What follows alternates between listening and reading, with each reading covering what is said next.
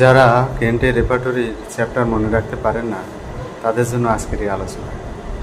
আজকের এই আলোচনা শোনার পর আপনাদের কেন্টের রেপার্টরির যে চ্যাপ্টারগুলো পর্যায়ক্রমে রয়েছে সেগুলো আপনারা মনে রাখতে পারবেন। কেন্ট সাহেব উপর থেকে শুরু করেছেন, মাথার উপর থেকে শুরু করে আমাদের মলদ্বার পর্যন্ত গেছেন এবং জেনেটালি আলোচনা করেছেন। তারপর তিনি আবার উপরে উঠেছেন, গলার কাছে থেকে শুরু করেছেন, সেখান থেকে নেমে বুকের ভিতরে গেছেন, তারপর পিঠে গেছেন, পিঠে যাওয়ার পর এক্সট্রিমিটিস বা হাত পা নিয়ে আলোচনা করেছেন। এভাবে আমরা যদি মনে রাখার চেষ্টা করি তাহলে আমরা মনে রাখতে পারব।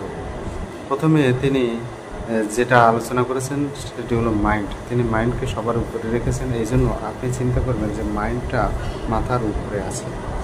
এবং তারপরে রয়েছে ভার্টিগো, তারপর রয়েছে হেড, তারপর রয়েছে আই, তারপর রয়েছে এর ভিশন,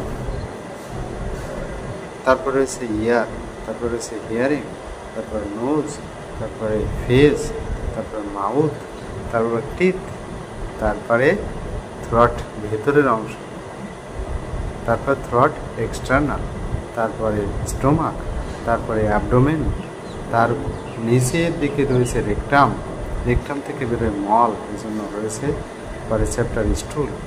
স্টুল এবং প্রস্রাব বা ইউরিনে ওতপ্রোতভাবে জড়িত, এই জন্য মল ত্যাগের পরপরই প্রস্রাবের চ্যাপ্টার রয়েছে।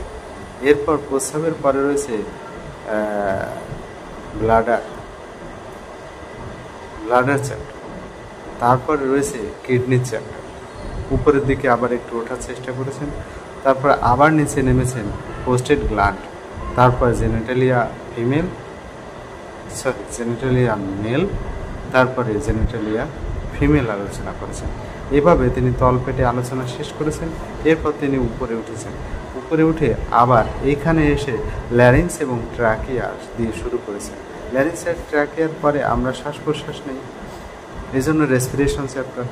শ্বাস প্রশ্বাস নেওয়ার সাথে সাথে এখানে আমাদের কফ উঠতে পারে, এই জন্য কফ চ্যাপ্টার। কফ যেটা ওঠে ওইটাকে বলে এক্সপেক্ট্রেশন, তাহলে কফের পরের চ্যাপ্টার এক্সপেক্ট্রেশন, এবং এটি ওঠে কোথা থেকে? বুক থেকে, এই জন্য পরের চ্যাপ্টার হলো চেস্ট। চেস্ট নিয়ে পুরোপুরি আলোচনা করার পর তিনি ব্যাকে বা পিঠে আলোচনা করেছেন।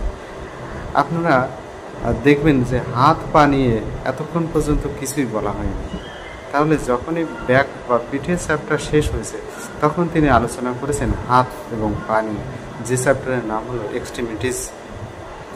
এক্সট্রিমিটিস চ্যাপ্টার আলোচনা করার পর তাহলে শরীরের সব অঙ্গ প্রত্যঙ্গ নিয়ে আলোচনা করা হলো, শরীরের ভেতরের অংশ নিয়ে আলোচনা করা হলো। এখন আপনি কি করবেন?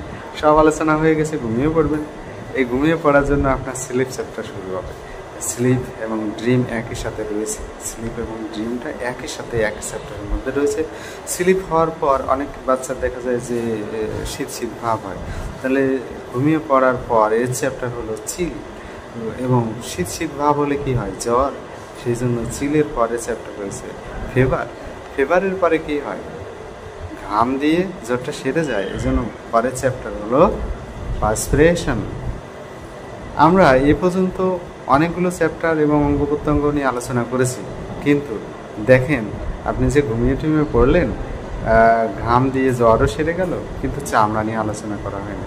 এই শেষের আগের চ্যাপ্টারটা স্কিন চ্যাপ্টার, শেষের চ্যাপ্টারের আগের চ্যাপ্টারটা স্কিন চ্যাপ্টার শুরু হলো, এবং সর্বশেষ চ্যাপ্টার তিনি জেনারেলিটিস দিয়ে শেষ করেছেন।